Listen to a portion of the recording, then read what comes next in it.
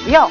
매매 금액은 4억 6,500만 원, 임대 예상 금액 보증금 4천만 원에 월 190만 원, 대출 가능 금액 1억 6,500만 원, 실제 투자 금액은 2억 6천만 원 예상됩니다. 고양시 일산 동구 장항동에 위치한 상가입니다. 이 주택가는 다른 좀 투자 포인트 짚어봐야 될 것 같은데요. 소장님, 투자 포인트 짚어주시죠. 상가의 종류가 상당히 좀 많죠. 네. 예를 들어서 아파트 단지 내에 있는 단지 내 상가, 그리고 또 근린 상가, 그리고 또 중심 상업적인 상가 이렇게 있습니다. 근데 본 매물 같은 경우에는요, 이런 중심 상가 내에 있는 그런 상가가 되겠습니다. 따라서 이 지역에는 먹자 골목으로 형성이 되어 있는데요.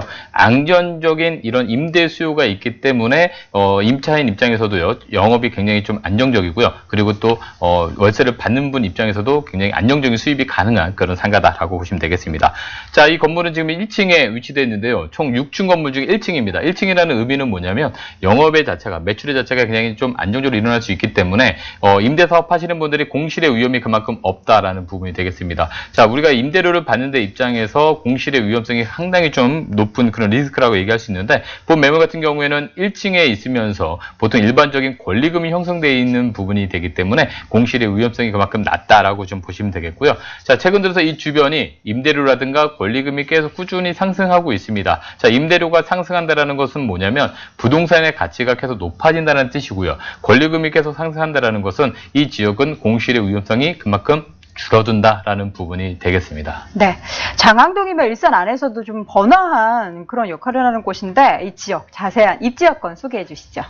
자, 일산은 1기 신도시죠. 그 안에 상업지역입니다. 상업지역 안에 지금 두 개의 상권이 있는데요. 라페스타와 웨스톤 돔 이렇게 두 가지 있습니다. 자, 본 상가가 위치한 데는 바로 라페스타 상가 거리에 있다라고 보시면 되겠는데, 이 지역 안에는 많은 젊은 유동인구가 지금 움직이고 있고요.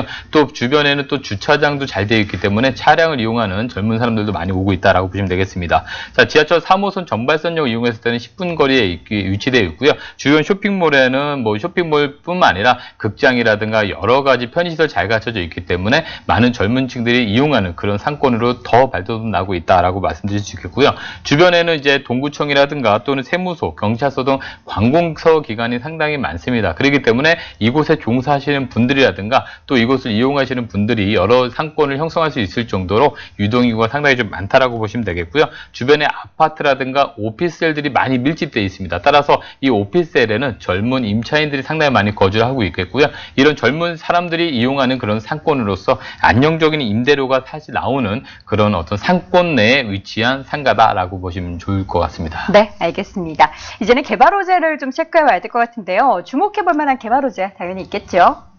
이 지역 개발 호재라고 하면 바로 계속 상승하는 상가 임대료와 권리금이다라고 한번 말씀드릴 수 있겠는데, 그건 뭐냐면 이 주변의 상권은 점점 더 두터워지고 탄탄해진다라는 부분이 되겠습니다. 자, 상가에 있어서 가장 좋은 점은 뭐냐면 사람들이 몰리고 그 지역의 상권이 활성화되면서 임대료가 상승하고 또 권리금이 상승하면서 안정적인 임대료를 받는 것이 가장 중요하겠습니다. 자, 일반적인 분양 상가 같은 경우에는 앞으로 좋아질 부분이 있기 때문에 아직 예상을 하지 못하는 부분이 있겠지만, 본 상가 같은 경우에는요, 이미 임차가 다 맞춰져 있고 앞으로도 그런 사람들이 더 늘어날 만한 상권을 좀 가지고 있기 때문에 지금 바로 안정적인 수익률이 가능한 그런 부분이 되겠다라는 부분이고요. 자, 이 지역은 바로 문화 공간의 개발을 조금 더 박차를 가고 있기 때문에 그로 인한 젊은 인구의 증가와 함께 또 GTX 개통에 따른 이제 시대 차이도 좀 보실 수 있겠는데요. 자, GTX가 개통된다면 더 많은 인구가 또 이 지역을 또 찾아줄 만한 그런 개발 호재로서 이 상가에 있어서는 굉장히 좋은 호재다라고 말씀드리겠습니다. 네,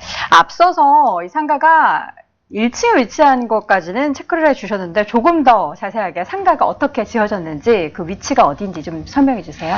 예, 준공은 2003년도에 준공이 났고요. 이미 일산 같은 경우에는 뭐 오래된 상권이다라는 부분은 많은 분들이 아실 겁니다. 자, 그렇기 때문에 이 지역 같은 경우에는 블록 단위로 이제 상권이 형성되어 있다라고 보시면 되겠는데, 본 상가 같은 경우에 그 블록에서도 코너변에 위치되어 있습니다. 코너변에 위치되어 있기 때문에 가시적인 효과도 상당히 좋다라고 좀 보실 수 있겠고요.